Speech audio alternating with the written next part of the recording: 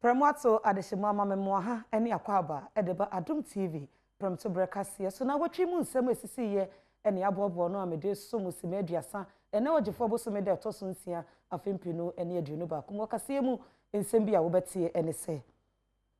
Supreme Court ko asesena de otoso enwotwe anase enefu anwotwe ni mu no eyade se odansini a otoso mienu a wono ene Dr. Michael Pesa White okoye a okogina apono so a wototo na no asem and watching so achamehino wo mra sebedwam albambaben e de abetu dwa se emra sebedwafo a wono mu enya covid-19 yade ni bia won pese wo mu be bo won ho adwa no anhwe yi a wode wo mu din eba beto enkrata so amomanfo nyina so ehu efiri won so na watwi mu so Ghana mampanyi na Danko Akufo-Addo asabo ndi se wotitre ni a ono na ebeda ECOWAS ano ewo ebebemamu nyina ensem weni afoforo bi ene abobo no amede esomo sima aduasa me amekenka Kasee dia mamidi edi ekua echa oyi akwan abusia memoaha esamu akwa babiem da se wajebre na wo hwe Premtobre Kasee afeye nko ensem ni mu nkyeremu ankasa na watwi mu eyade a ede etoso nwotwe no Supreme Court ekwa asetena ema ekowi ase no wode odansini a wotoso mienu a wono ne Dr. Pesa White ene kogina adaka animu a na wobusebusa na no asem etoto na no asem ehwe ekwan obefa so a sa petition ekoso ewo Supreme Court no obetimi aso ano official letter. The exhibit attached your witness statement. Did you mean it to be an official process? To the best of my knowledge, yes. I'm putting it to you that you know that the chair of the EC has no power to instruct either you or Nunu. My lords, I know that. Your presence in the strong room was to see to the cause of the petitioner, but not to take instructions from the first person. You were asked this question and you admitted, you said yes. And I indicated that. Please, you said yes, you were not to take instructions from the first responder. My lord, yes. Responded. Granted, what you are saying is true. You did not help the cause of the petitioner who sent you there. My lord, I don't believe that is true. This letter to be an official letter. The exhibit attached your witness statement. Did you mean it to be an official process? To the best of my knowledge, yes. I'm putting it to you that you know that the chair of the EC has no power to instruct either you or Nunu. My lords, I know that. Your presence in the strong room was to see to the cause of the petitioner, but not to take instructions from the first person. You were asked this question and you admitted, you said yes. And I indicated that. Please, you said yes, you were not to take instructions from the first responder. My lord, yes. Responded. Granted, what you are saying is true. You did not help the cause of the petitioner who sent you there. My lord, I don't believe that is true. This letter to be an official letter. When I watch mu Supreme Court hu nsensemi anso eyade petitioner edi application ekoto judge for enim se beya anka first respondent awono eneye abato commission no ne nkrata aye abato sunsanso a ebeto odwa afempinu ne aduonu mu no woma wono mu emfo ani enkohwemu biem na no court ekọ asetena no ekowi ase no wo sa petition no egoyi se asetena no abawieye mekire day 9 a watena ase wo abato ho metimo ho ase bi benti oyaza o mampanyin dada John Dramani mama oza ba court no na wo be no twatwutwikata oye mampanyin John Dramani mama oze application bi boto court na yim danka wonhwe na wonzi hu ndwuma man. We are in no place to state a definitive number. In those circumstances, in our respectful submission, it is actually even in the interest of the first respondent, in terms of transparency, in terms of fairness, it is actually in their interest to make available. Ono kasa wi echir na isi lawyer so sorry na ose there the application odutuma onye yi. Evidence is led in piecemeal. Evidence cannot be led in piecemeal before the High Court, how much more the Supreme Court. Late come and make this application for documents which the witnesses themselves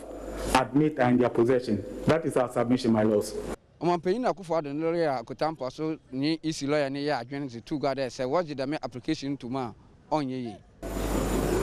It is not the number of times that council refers to transparency that would make his case that things are not transparent. He needs to provide the evidence of lack of transparency. On the no, Ajajefo no sorry to ejina na wabe no was two God the master na chachuchikata opedel ohwe na on inspect isi document ne dey waji to ma onye nti wabo asem no gui. No issue has been raised against the authenticity of the duplicates in possession of the applicant. The discrepancies which learned counsel for the petitioner has alluded to in his submissions as having occurred in the declaration of 9th December 2020,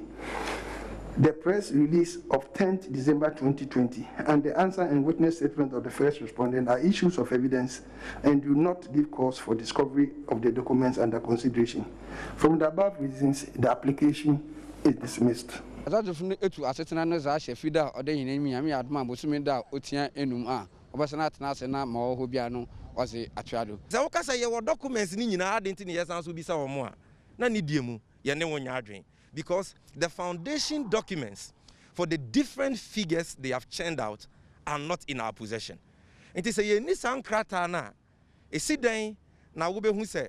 we na ye krata papa isi for you see na we nya papa. Na de Ekamia kwa say eye petitioners eye former President Mahama onia dance here into court dem ho no person odiniti ebo dan mu no pa dance here. Enti onia dance here ntino na no yebusa say na mu ankasa mu yem collation no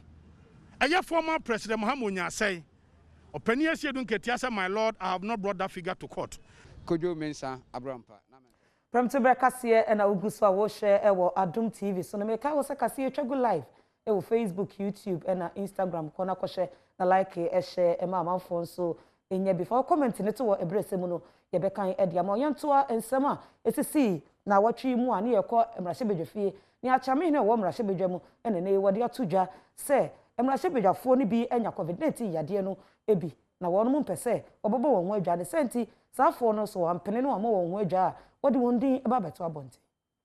Onkrata ebia First Deputy Speaker Joseph Osewusu ebegina na nemu ekan ye no na o kire se emrahye bedwafo bi wo honum a wanya COVID-19 yade ne bia odasoa enne emrahye bedwafo aka ebosiri hihi wabra wo mo won adwa enkope ayarehwe o kire mu se sa ne yeyi a woda ne di e wo emrahye bedwafie no anhwe yi na de hawpa e na abre emrahye bedwafo ahanu ene edusunum ene adwumayefo mpa oye adwuma e wo emrahye bedwafie no emu. Requesting any member or any staff who have not submitted to the test to please do so immediately. Secondly, Mr. Speaker wishes me to draw the attention of members to the House that some members of Parliament who have in fact tested positive to the COVID are still coming to the chamber.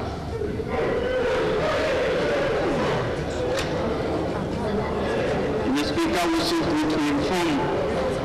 that if those members do not withdraw and isolate,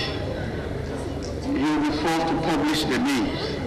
of members who have tested positive in order to warn the rest of us. Enwechi ena minority chief whip a wo mrahye a woda NDC amanyoko na no muntaka mubarak editu dwase e wo se mrahye bedwafo a oka NDC amanyoko no wo wenya COVID-19 yade no achame hene ede wonum edin ebetu dwase de be ya wonum aka no ebetimi atwe won ho afiri wonum eho. It is important that we don't abandon a procedure that has served us well in the past. As we are what to say, after the test, our medical director talks to the whips on their side those who have tested positive.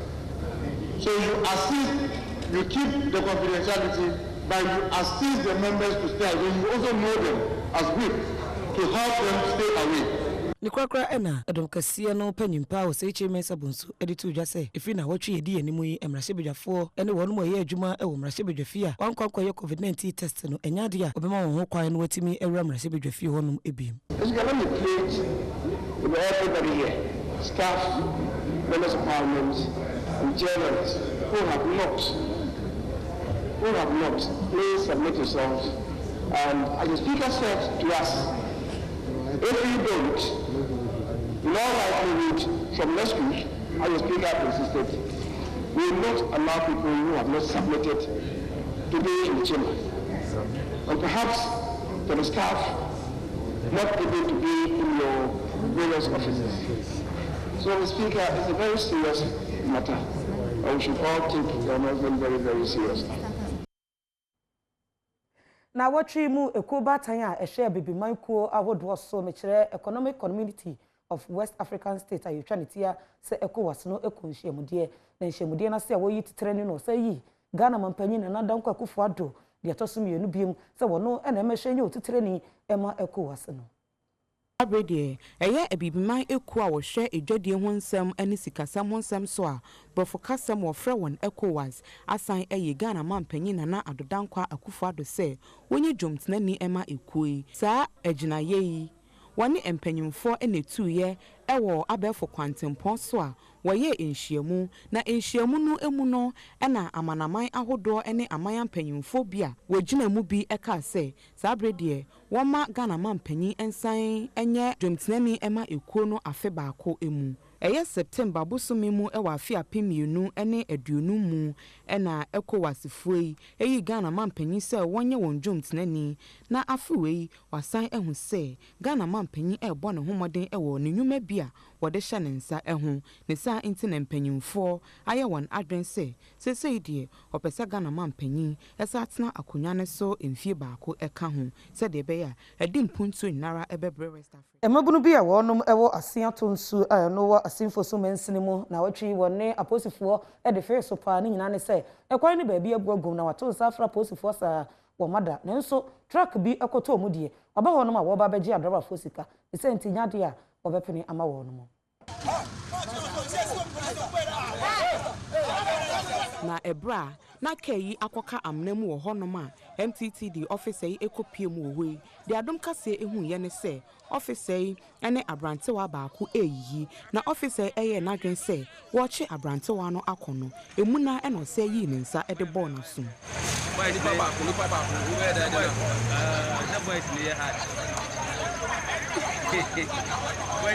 na omanfo yi mu baako ensem ode to Adom Kasee animu biom no se efi se ekwan eye se wo hu post ni bia wo honom da se wabegina honom e kyerkyere ahyan biaye ahodo esese wo fa nanso enenko ade wonti asese waba honom a wo ba be direct traffic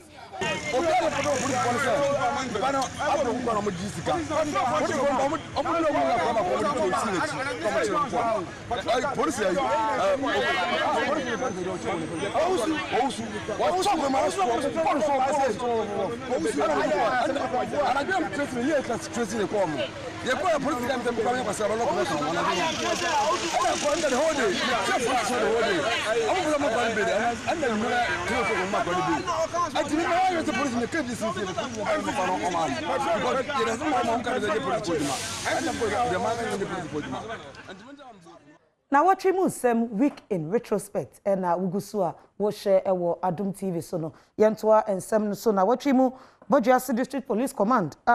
penyipa wodano ene Felicia Ayensu akochire nipa oha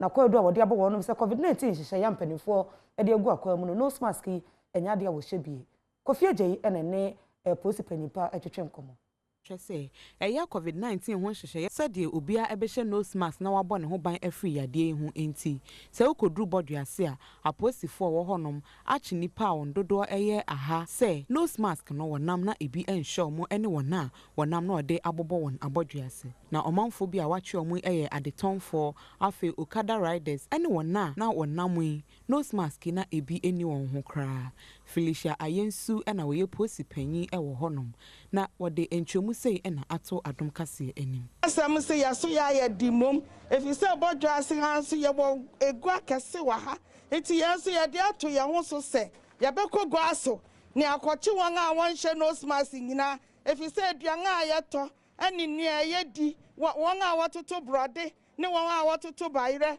wɔnhyɛ nose mask nanso kɔtɔ bayerɛ na ɔmo kasa ne ade nanso ntasu ne ade nyina unhu bre atasu no be pete na ebia egu bayerɛ no so obi no mo kasa si egu dade no so nti eja no nanso ebi wa ho ya brode no ne bayre no bi adwo nanso yakota sa ne yen edi no wo bra ye nnim se bia yare no wo so ti yan mantem ha de yare pese ye yese obia be hye nose mask no ye hu obia wo bodwo ase dia e wo se o hye nose mask na wabra apostifo echeche omanfo yi nso na omanfo bi a wadi edam ewo ewutu senya east nso omanfo bi ayewon adoye edi wheelchair ene nema hudo bi akoma wo mo na Michael Mensa woye MC ewo ewutu senya ensem okaye ne se ye de beto bibia nim se aba ye na femu de obi anso on sabe ka bibi no me bia so ye nuanu mo so because mo gidi sonko se nyama ye de ama wo mi ebebo mo kwan sonko bibre assembly mom 8 ye mom nyema yibi ye mom ska na ade ade mo de be ye adwuma na we nso be ko akakoboa. The only thing I can ask the beneficiaries is home maintenance in your adwuma na emom enye wona wadi dam nko aninya anemen na okọ bodwo ase mensinima aposifo wo honom nso opanyin ekoye won adoye na opanyin ewie sa na adoye ena odi nsem sei atudwa man say obia ntie de aban ka no na de police fo no ka no obia ntie na wo kasa yar nani ho na skafo yar ya entesa ni skafo yar ya obia bituma aka obia to obia mo no ban je ba ya ochina wanhwe won kwa ya kasa aban na aye na se obi na aye ti ye nyina enya so mre na ye hye no smas no na ye ro yansa na social distance no so ye ni so obi bia mensa aso kakra so no nose mask o sanitizer o ono so to bi enfanya adoye ema ebia nsore ekuku bi o ha bia no entun to bi ne entun chama mo no entun so bia so obi ho na de bodi kwa de ma no ti wansiri no so hunu se ska emudu nti ya etumi ato akra bo amanfo no ento bi mu amo entun se wo amanfo nkwa na no wuku ada enwumere no ndu abapa hosima be se aduasa na eja to furnish shop bi ewo Medina emu a ekowi ase sukuu bi e friend Little Angels eja no so etere ekọ ho no mu a yamane boni prince wuso ase edu ekopie mu ho edum ja adwuma ekofo edeto nanim se wonum yesa eja no enhwehwemu. I was escorting a friend heading to the welfare junction and realized there is a smoke coming out. And see, once a smoke nearby, it's a guy be at the America air call out, shouting for help. So as the thing is going, and a guy is and he me yesterday too, around 9:12 in the night. And I say, if that's the case, let's call fire service. Now Adom TV esansune Little Angels sukui headmistress de Okasa Edemano and susu etwetwe nkomo. They say nkwala no we. Nkwala no WhatsApp page and he send a message ama parents and say omo holding on to nkwala no cause he say you no communicate back to them. Nkwala if na omo bus ko metina. I don't mean your space. Your space, but we are trying to see what we can do. You know school run administration let's not say I can want some. I will hopefully by next week in Columbia Boys School. No, I was escorting a friend. So na GPRTU mpanimfo a ewota krade bono mo na watwi wo de betudwa se COVID-19 wo hyehye ya mpanimfo ade egu akwa mu no se yenhye nose mask na afa yende te ye hontem no wo de nkrata betudwa wo kyere se wo fa so yie pa isan se no ena bebo amyeti yambo ye ho ban afri COVID-19 yade no ehu said the Ghana man penny a day ato a memuni nara enimu say ya de coronavirus no emu aye denisa inti obi biara emfa akwanya ho draw ene hyehye a de egu akwam no emo ne ho ban inti sa ukodru atoye mantem a GPRTU eku a ewo honom ensiem bi a wo kan say wode wo hye na ebema omanfo bi a obefro ahyen ebedi COVID-19 ho enhyehye no eso otwemu asese de enhye no wode ko adroba fo so afi adroba fo mate kaya yo fo ene wona wo be fro ka bi nara ese say wodi enhyehyeye ne so wode sa ensemi atudwa ebra wo frɛ ensentwofo ehye mu bia wode ato won ani Benjamin Kwesi ansa eye opanyin ewo ekuyi mu na ne nsem bia wode to Adom Kasee animuni. The GPRTU, as a result of the directives, the National Secretariat has tasked all the regional secretariats to make sure that it is now compulsory. It is now compulsory for wearing of the nose masks at all the lorry terminals. by the drivers meet, porters, and the traveling public as a whole. Whoever is embarking on his or her journey must make sure his or her nose mask is on. We are also taxing the station masters, the porters, to provide enough perimeter buckets, soaps, and tissue papers for all the traveling persons. Afi jumtnani ema ekue na ekue kwa wotoso mienu enso ede ne de aka ho se enipa so odi yare na aba ka obi a na sai ke ka obi sai ti ne se kon bia so yes e ko na fa so e bebo enipa a no mo ye ma ho ba the station masters, porters, drivers, executives ye bo mo ba ya ye bo mo ba ya ma wo mo e be fo ka so da bo mo ba ya ene ti ni yanse abanya ka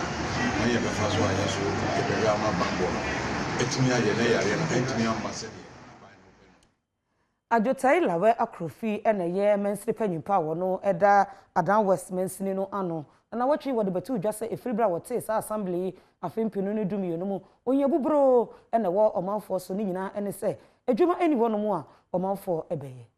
Kudru Adom West District Assembly na ensembia mpanyimfo ede atudwane se wokọ assembly wo Ghana hanom nyina wo mo ene assembly ba kopa wo ho echi wo mo se etomre bi na wo hia sika ede aye mpuntunyoma eye akuafo bia wodua entos meko ene watermelon a wo won honom ena wotimi enya sika efri won honom a eye ade a eye asefem ema wo mo pa Wochuma enye nonko se wokọ omanfo honom se wokọ akwaje won ejapade ho eto a na eno nso so aye asem foforo ne sa enti ena sika sese wonya ede boa mensin no ema omunara etumpon no wonya se sika no. Poverty is so endemic in the area. From the time of establishment, this assembly has been struggling because we have been relying only on seasonal products like tomatoes, like pepper, like watermelon. A period of only 3 months and they are off. Not only that, but the teeming youth, what are we telling them? If they cannot get employed, then of course, it means they will probably go and steal. We do not want this in our area. We want a decent society, a society that will have all the people working and contributing to the success of this district. I want to let you know that government had never come to say that give me Songo Lagoon. I was part of the process in 2017. And therefore it is very, very strange and myopic for any person or groups of persons to parade themselves today and say they do not like it before they have not been involved. It is not true. Oko mensini ma ekobi ohono ma wo frɛ won ho unemployed youth a wo kyerɛmu se wo wiewie suku ahodo nanso onya adwuma nye na omo nso ede won nsɛm bi eto Adom Kasee anim obi aba na obeboa na yen mabunu ayewo duemu ha yebenya adwuma ya na mo a madum panyefo wo pam na manako because of your selfish interest yen mabunu see you see no ye pa aban chew se omo ayen okana ni chumpe jini chuno wa chwe se magna ni chuno ka bala jini chumu ne mama wa yuto olo wa bwa joy yenye ba ko ne support ejuma ne fam kunto emrada ejuma bie ni ada ha nti we ye nhira aba ma ye nano ya wada na abuna poye mantamu mpanifo ehye apomuden ho nsem so epa start right feed right campaign ho ntoma ni nyina no wode kyerɛkyerɛ matan yakwan a obefa so ama wo mamotofo no fo na afenso ama aduane a ebetimi ama wonum anyini promprom dia okopa ho ntoma wato ni din se start right feed right yi empanyumfo etwema wode boa ahye matan nkunan se de ebeya wo ma peche a obetimi ama wonnofo efri eda wo ho ede kosi abosumi ensiemu na dokota ni din ene Paulina Clara Apia ena ekogina mu ema bunu epoye mantam apomode kwantwefo a owo hono ma ne din ene Fred Adom Akobwaten ekopa dwumadie ho ntoma na wode ensem bi atudwa se dwumadie die ematan a wo behye won kurankwan nti ena wo ye na wode ato akuaku nyinara anim sɛ wɔmfa wɔn ho enhyem na ɛho dawura a wɔbɔ no ebetimi akɔnkan. I see in this and they say you be creating awareness. Now you promote exclusive breastfeeding from birth up to 6 months. Now so after 6 months you bring your complimentary feeding ama inkolano. Na any their nutrition ayema you can. So who are kola na se who money nutrition.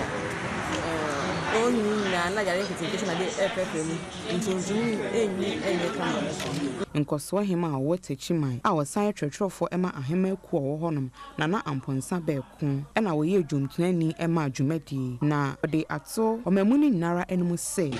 tinna yɛ bɛsua sɛ yɛ kriti awareness sɛ obiara wɔ ba bɛma na sua sɛ ɔbɛma na no fɔm ko abosom nsia no chini se e free ho ko de complementary foods no ka food ni de kan na e ma mo di e bie o man binim ma o mo ko school a o mo timi sua de ye hu ye bie ni se sakwa no onya saa ne ma no e wo ne e ma ne mpo mo dire no e ko fam e ti ya de ketwe bi bona ka abona to fam e ma mo nya diarrhea ko shoko malaria nyina kire se o mo ni die afi awofo bi nso oba dwumadie no ase e de won sem bi sei ene tuda Pacha onya 6 months ansa me ma nso episa bra na me nyam no me ko antenatal na omo kire say e mo fra e mo mu nsuo ntem no enya effect wo mo apomuden so ebi wa nsuo de ma abofra na nsuo na ebi nye ena nsuo so bi wo ho no ma odi nsuo na akwa na bi abottle na efi cup na efi nti ambo ankwa na apomuden onya 6 months ena me ma nso sana Yantoa ensem no so e wasante mantemu me kai wo se e weekend retrospect Kasee e na wugusu a wo hye no na edwadifo bi e wasante mantemu dwa wodo mu e de atodwa se e wo mu se COVID-19 yade no e wo ho na wonom so apekwan a wo de bobo wo ho ban ne senti wo bibia beba wo hye nose mask no e wo so wotimi epamo Queen ehia se obia ebeye ne chefa adwadifo wo race course ene bantama ede to edwa se wo mani abre pa so metimi akoyade no de bia ahemafo ne ehia etoato adwene hwe kwampa wo mbefa so akoyade no ewodwam ho ahemafo a ededa enuane ahodo etonton ewodwanum ho ede to edwa se wo ba beto ade na se wo nhye face mask ne bia enya de be ma kwan amoato sanso so na wo mo ton enema no so no wo nhye face mask ne bi anase wo ani COVID-19 protocols no so no yemma wo kwan ama wo ton adie baba yeboda so obi ani emra no so a yetimi ma no sori free ni bayira ho ye hwese ye manfo na ye nkwala no bia di nose mask no ebebo Ewi abusia ha na brema kwan me de Kasee no esi simedua samedas papa se wunya abre na wo hye Adom TV Kasee bi e de ma me Kasee mu abofo nyina so medam ase me a mekenkan Kasee de ma me din e de akua e chan oyi akwan